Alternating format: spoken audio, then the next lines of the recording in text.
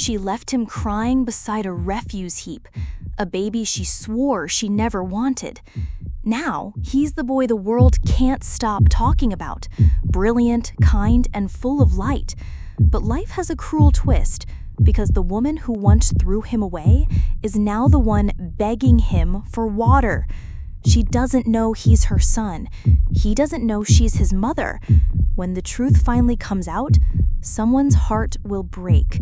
Don't blink, this story will haunt you. Once upon a time, in the city of Dugbe in Ibadan, there exists a young, beautiful lady called Bisi Ajayi. She was the kind of girl that made people turn their heads on the streets of Ibadan. At just 20, she was the talk of the city.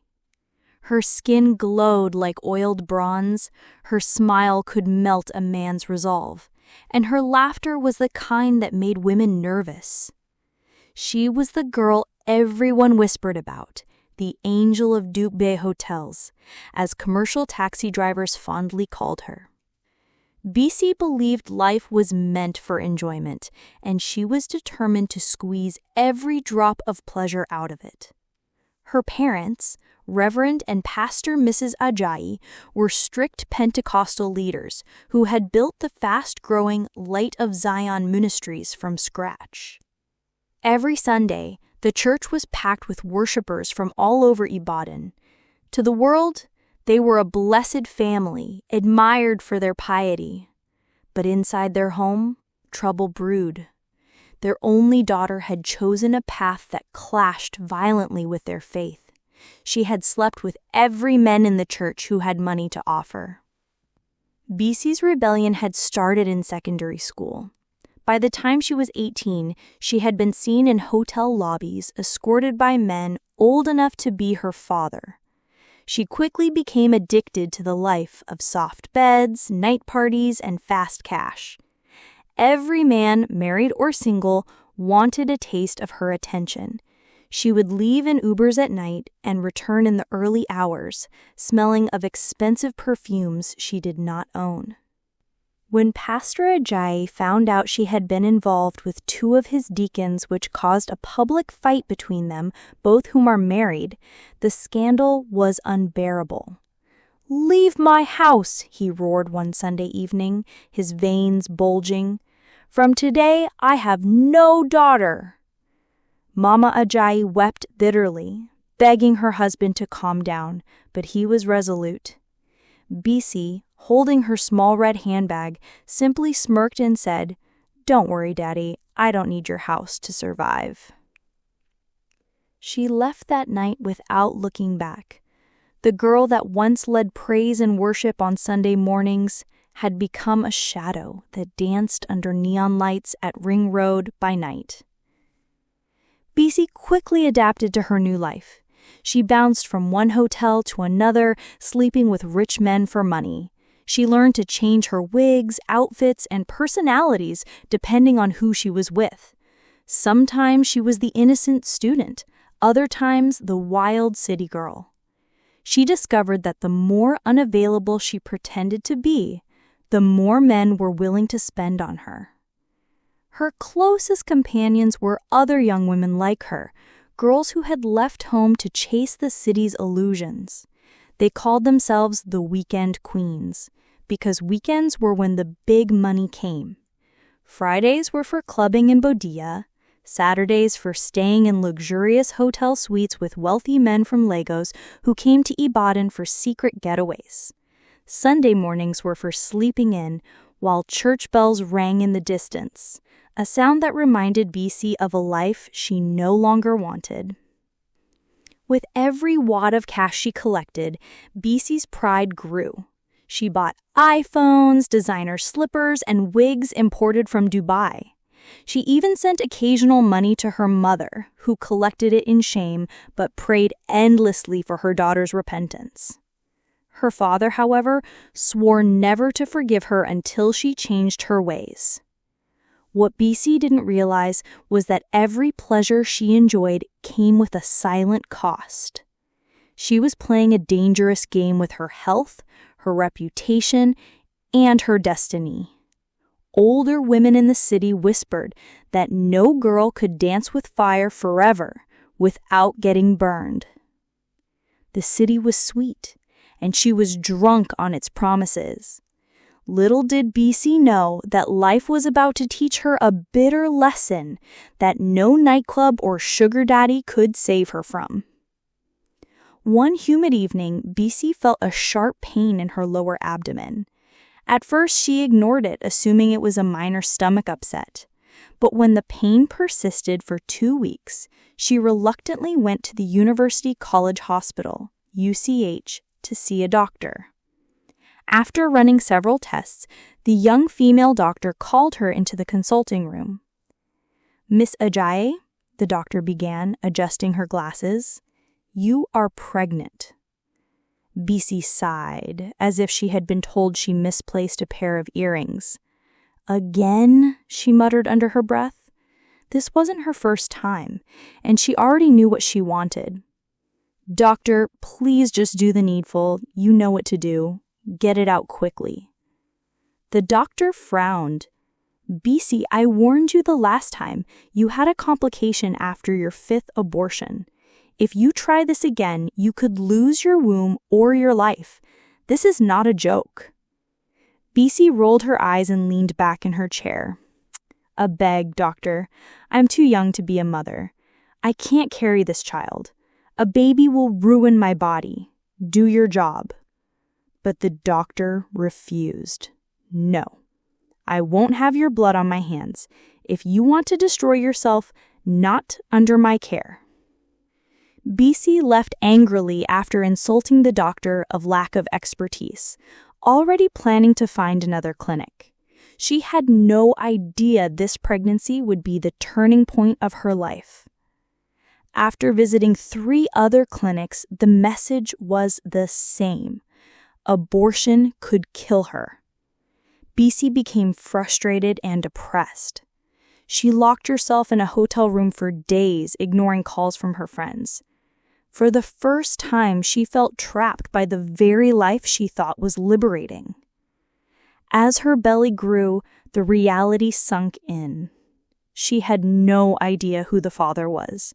It could have been the businessman from Lagos, the married politician from Ibadan, or the banker from Abeokuta. She didn't care to know.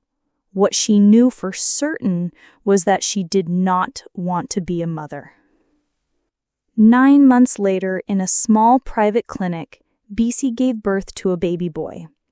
When the nurse placed the child in her arms, she felt nothing. No love, no joy, only anger. "You ruined my life," she muttered under her breath as the baby whimpered. Within weeks, she hatched a plan. She would abandon the baby in a place where no one would trace him to her. She longed to return to the city life that gave her freedom, money, and attention.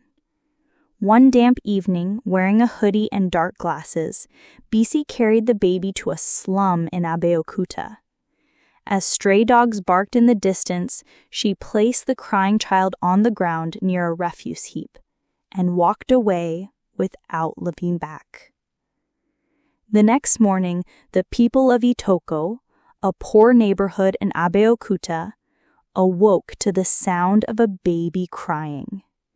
Children ran towards the sound first, followed by curious adults.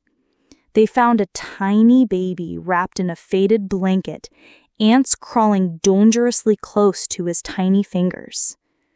"Oluwa O," an old woman exclaimed, clapping her hands. "Who could do this wickedness? A whole human being left like common dirt?" No one dared to touch the child at first. Some feared it was a trap or a cursed child. But then Kola Adeye, a gentle vulcanizer known for his kind heart, stepped forward. He lifted the baby carefully, cradling him as though he were made of glass. "This is somebody's child," he said quietly, "and if nobody will care for him, I will." He took the baby home to his wife Dupe, who had been barren for 10 years. When she saw the child, tears ran down her face. "Ah, Kola, God has brought us a blessing in disguise," she whispered as she hurried to prepare warm water to bathe him. They named him Oluwafemi, meaning God love me, shortened as Femi. Raising Femi was not easy. Kola and Dupe were poor and lived in a one-room apartment with a leaking zinc roof. Yet every naira they made went into caring for the child. Dupe sold a kara by the roadside to buy him milk, while Kola repaired punctured tires under the scorching sun to pay for his small needs. But despite their love, the community whispered cruel things. Some neighbors mocked the couple, saying, "So this is how they finally got a child? Picking from the gutter?" Children in the area began to call Femi Omo Igboro, the street child. But Kola never let the boy feel unwanted. Each night, he would carry Femi on his lap and say, "My son, don't mind anybody. You are our joy. One day, you will be great and they will regret their words." Unknown to them, far away in Ibadan, BC had returned to her wild life. She posted pictures on Instagram with captions like, "Soft life only," and "No regrets." To her, the baby she had abandoned no longer existed. As the years passed, Femi grew into a bright and kind-hearted boy.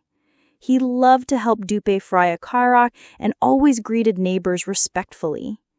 But the stigma followed him everywhere. In school, some children sang cruel songs. "Omo Igboro, Omo Ajina." Picked from the gutter, nobody want him. Femi would run home in tears and ask, "Mama, who born me? Why don't I have another name like them?" Dupe would hug him tightly and whisper, "You are our son. Don't let the world tell you otherwise. God has a plan for you." Meanwhile, BC's sins began to catch up with her. She was no longer the freshest girl in the clubs, and younger girls had taken her place. But she was about to cross paths with someone who would change her life again. Chief Aladubale, a wealthy politician with a dangerous appetite. Chief Alade was the type of man mothers warned their daughters about: rich, powerful, and shameless. He had 3 wives, but that never stopped him from chasing anything in a skirt. BC met him at a private party in Bodija. She knew immediately that he was her ticket to a bigger life. Chief Alade didn't disappoint. Within weeks, he rented her a small apartment in Jericho and bought her a car. BC, now in her mid-20s, thought she had finally found stability. But life with Chief Alade came with conditions. She had to be available whenever he called. She had to stay loyal to him, even as he paraded other mistresses. And most importantly, he wanted a child. BC tried to get pregnant, but nothing happened. She visited herbalists, prayer houses, and fertility clinics to no avail. The words of the doctor years ago came back to haunt her. If you try again, you could lose your womb. By the time BC turned 30, fear began to creep in. Her friends who once partied with her were now married with children. She was still a mistress, with no husband, no child, and a man who could replace her any moment. Chief Alade's patience was running thin. "BC, I can't be spending money on you like this with nothing to show for it. Other women have given me sons and daughters. What are you doing?" BC swallowed her shame and begged him for more time. At night, she lay awake thinking of the baby she had abandoned. She had no idea he was alive, living in Abeokuta and growing into the son she thought she didn't need. Meanwhile, Femi's brilliance was beginning to shine.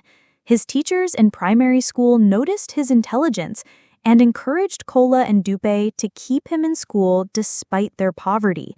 They believed he was destined for greatness. The roads of mother and son were slowly curving toward a future neither could imagine. By the time Femi was 5 years old, BC's life was still glittering on the outside, but rotting on the inside. She had abandoned innocence for indulgence, believing that pleasure and money could erase consequences. But choices, like shadows, always follow. Femi, on the other hand, carried the weight of rejection but was surrounded by love. He was learning early that family is not always blood, and that pain can become a stepping stone to greatness. Femi had just turned 15 when he had his first strange dream. In it, he saw a woman in flowing lace crying beside a burning church building. She kept screaming a name, Olumide, but the flames swallowed her voice. He woke up sweating, confused and shaken. Who was Olumide?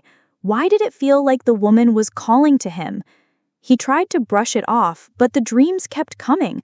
Always that same woman, always fire. When he told Mama Femi, she paused and said, "Maybe you should pray about it, my son. Sometimes dreams are more than dreams."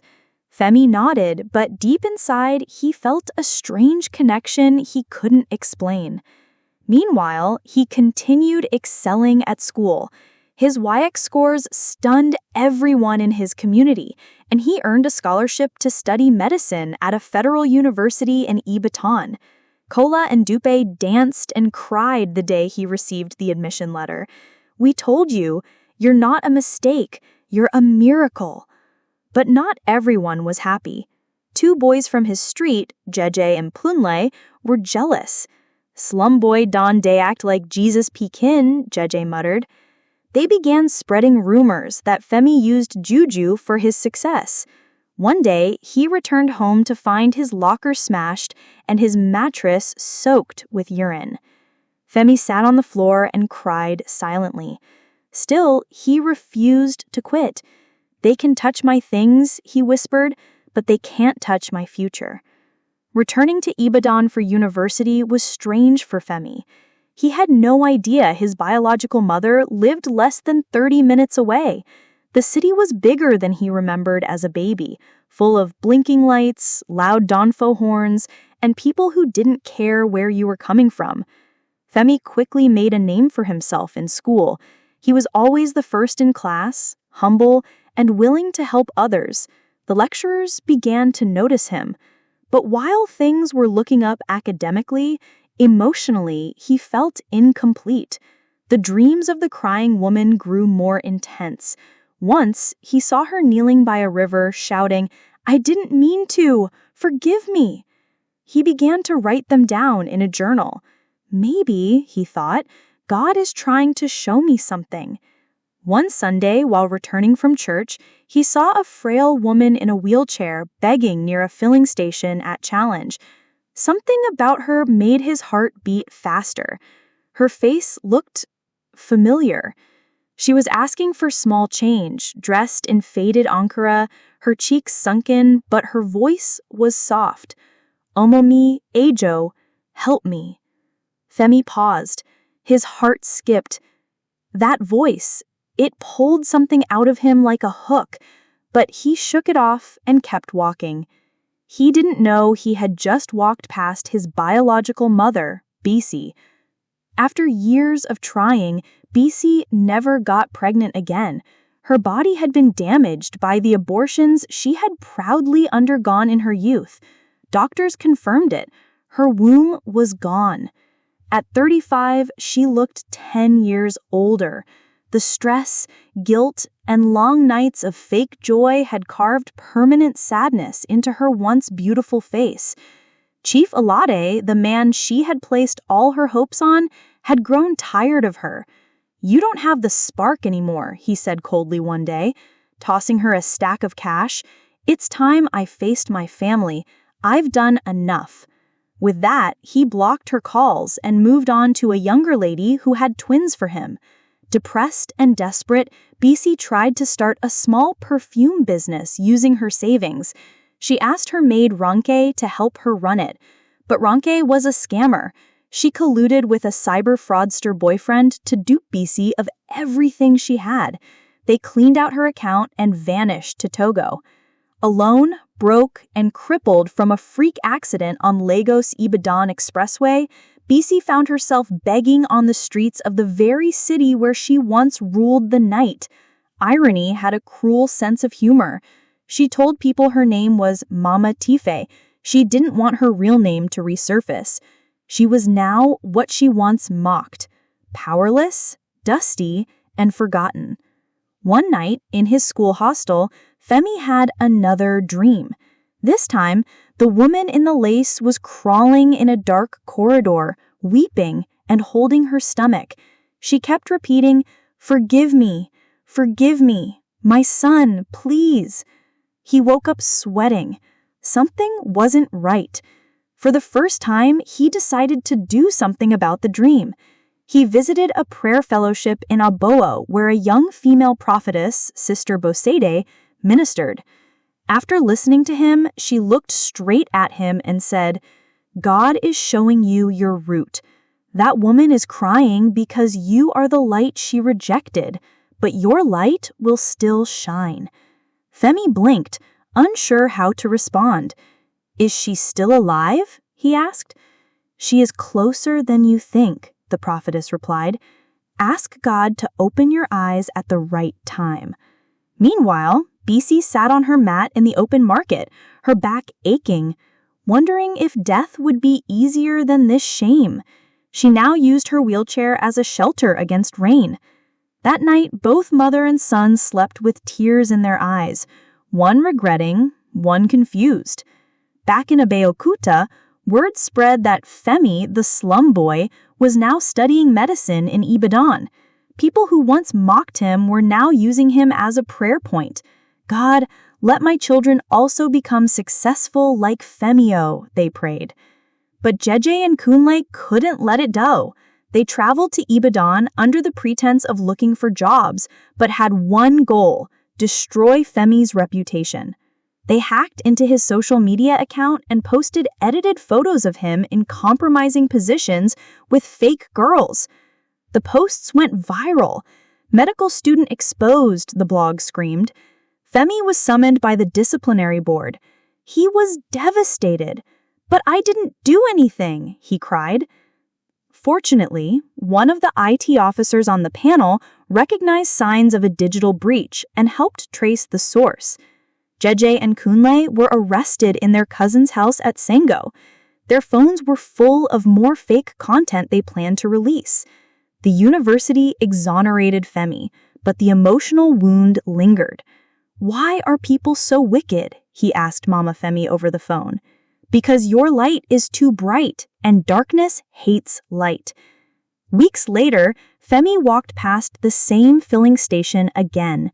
This time, he stopped. The woman in the wheelchair looked weaker than before. Her eyes had a sad glow. He walked up and offered her bottled water. "Mama, how are you?" he asked. BC looked up slowly. For a second, their eyes locked. Something stirred in her soul. "I'm fine. Thank you, Omomi." Femi reached into his wallet and gave her 500 naira. She burst into tears. "May your life never scatter. May you never beg the way I'm begging." Femi turned away, confused. His heart thudded. "Why do I feel this pain every time I see her?" he asked himself. That night, he added something new to his journal. "I don't know who she is, but it feels like she's part of me." A boy raised in the gutter, now walking the halls of a university. A mother who traded her womb for wealth, now begging at a filling station. Two lives connected by blood, separated by choices, and destined to collide. Femi's dreams are growing louder, BC's shame is becoming unbearable, and fate is preparing the day they'll both come face to face, when secrets will shatter and truth will demand justice or forgiveness. To be continued in Part 2. Will Femi ever discover the truth about his birth? Will BC find redemption? or reap more consequences? And what happens when destiny brings both mother and son into the same fire again? Don't miss part 2, coming soon. If this story touched you, inspired you, or gave you chills, like the video. Comment your thoughts or prayers for Femi. Share this story with someone who needs to hear it. Subscribe to Tales by Sammy so you don't miss part 2. Brain. True greatness doesn't always come from perfect beginnings. Sometimes it rises from the gutter. Tell us, do you believe BC deserves forgiveness? Let's talk in the comments down below.